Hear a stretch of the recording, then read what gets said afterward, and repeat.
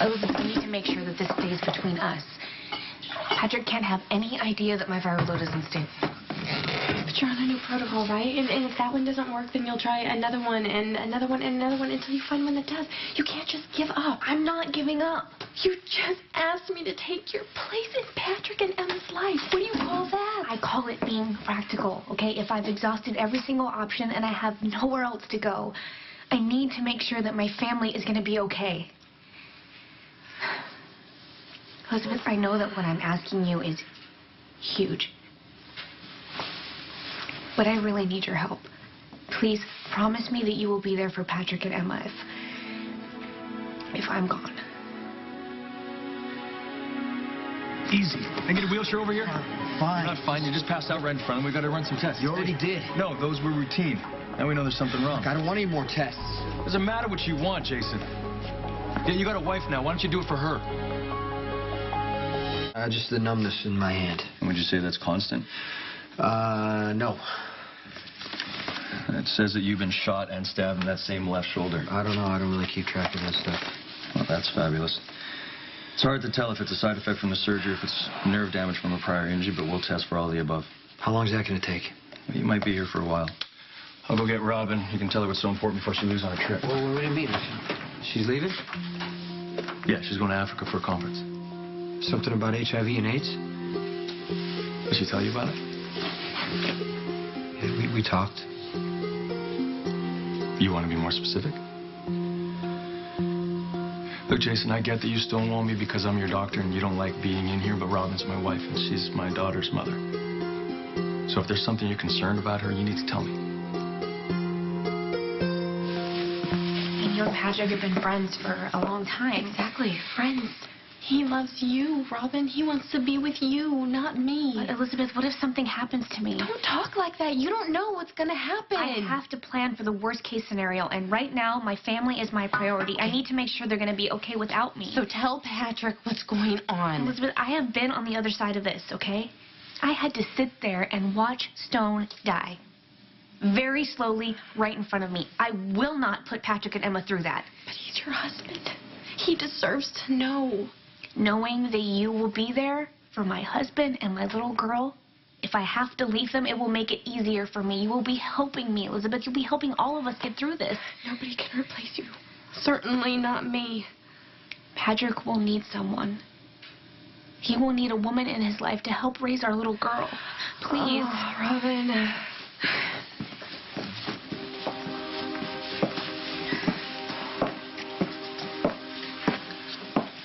I know Patrick. I know he'll be trying to save face, trying to make everything okay for Emma.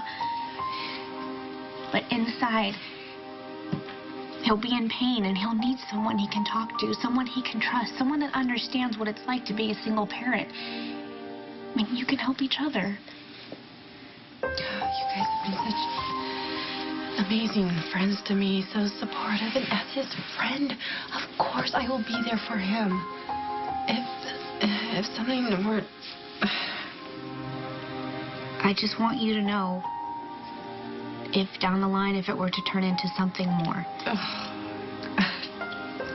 I would be happy that Patrick found love again. Elizabeth, I would be happy for you too. Why are you talking like this? This is crazy. Because Patrick deserves to have a full life, and if I can't be there to see it,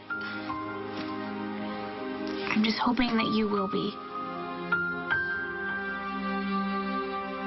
And I don't understand. You're asking me to jump into a new life because you're giving up on yours? I'm not giving up. I'm only preparing for the worst case scenario. Without telling Patrick anything. Patrick will not understand why I'm doing this.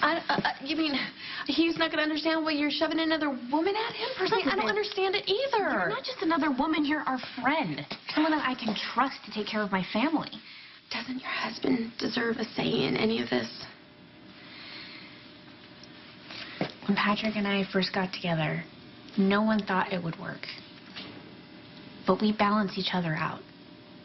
And Patrick needs that. He needs someone to ground him. And all I'm saying is I hope that that person will be you. Well, he's not going to need me. Because you're going to come back from that conference with a game plan. A way to beat this. I hope with all my heart that that happens. if it doesn't? Elizabeth, I need you to promise me you'll be there for my husband and my little girl. Please, I can't even focus on getting the right treatment unless I know they're going to be okay. I know it's more than I have the right to ask. Of course. I'll do it. You will? Only if you tell Patrick everything. I will. I'll tell him. I'll tell him as soon as I get back. No. No, you tell him before you leave. Got you booked for an MRI tonight. Thanks. You want to express your gratitude? Tell me what's going on with Robin. Robin came to see me when I was in lockup at the PCP. Yeah, she told me about that. Look, I just know Robin from a whole different time. And I think there's things that are easier for her to talk to me about. Like HIV and Stone. Exactly, yeah. Look, I know this probably sounds ridiculous. There was a time that I was jealous of Stone. Maybe I still am. He was more than Robin's first love. Obviously, everything that they went through, her watching him die, still resonates in her. It was a tough time. You know, when I met Robin, there was no cocktail. If you had HIV, you were probably going to get AIDS and you were probably going to die, and she was too scared to talk to anybody, so she talked to me. You know, we'd meet out on this bridge. Blackstone Canyon. Yeah, she's never brought me out there before. Well, they tore it down a few years ago. She said there's a new one there. Yeah, I gave the city money to build it. So she had a place to remember Stone. She's just thinking a lot about that time right now. She's got a patient with HIV that has complications. Robin's very private about that time in her life.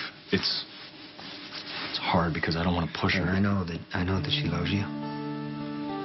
And I know that she doesn't want you to worry. I'm telling you that you need to talk to her about what she's going through right now. Well, maybe I should say the same thing to you. Does Sam know what's going on with you?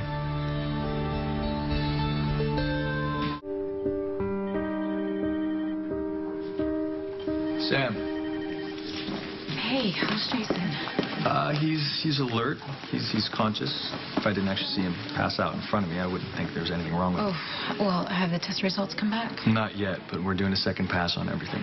I asked him about any other problems, any other symptoms, and he mentioned some numbness in his left hand, which could be prior injury to his shoulder. It's unlikely it's because of the surgery, but we're going to run tests to make sure. Okay, well, that's good. What do you need from me? Anything? Yeah, has he mentioned anything about headaches or weakness? Jason rarely ever complains at all, you know that. And what about a change in behavior? He gets angrier faster. I mean, Jason never really used to get angry at all, or never would show it. And did that happen after the surgery? The first time it happened was in Hawaii. Okay, and since then? Thanksgiving, he flipped the table, and he was arrested for assaulting the ex-mayor. I don't think that the symptoms. The guy's an idiot. Yeah, I know that, but Jason has never done that. I mean, not before. Before the surgery or before? No, it's just, you know, he's been under a lot of stress lately, and he's been getting so angry. Patrick, like, he'll clench his fist so tight, and the scary thing is I don't even think he knows he's doing it. Check on the test results. Who knows when we're going to get Jason back in here, so I'm going to take advantage of it. Well, do you think he's going to be okay? I mean, is there anything I can do? The test results will show that. What you can do is keep him as even as possible. I know it's difficult with his line of work, but the less stress in his life right now, the better. Okay?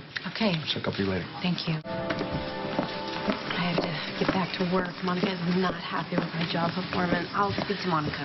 Please, just speak to Patrick first. I will. I promise. Dr. Mabel Renfrew. Call 647. Jason's here. Looks like he's having a bunch of neurological tests done. Yeah, he had them on New Year's Eve. No, these are new. Patrick just ordered them. See, I don't know if this is the best time to tell Patrick. I mean, he has to focus on Jason. Oh, I don't think Jason would agree. No fair invoking Jason. Well, if it brings you back to sanity. Look, I already suggested to Patrick that he spend some time with you and Emma while I'm at the conference. All you have to do... Patrick and Emma are your life, right? Don't do this to them. They have the right to go through this with you.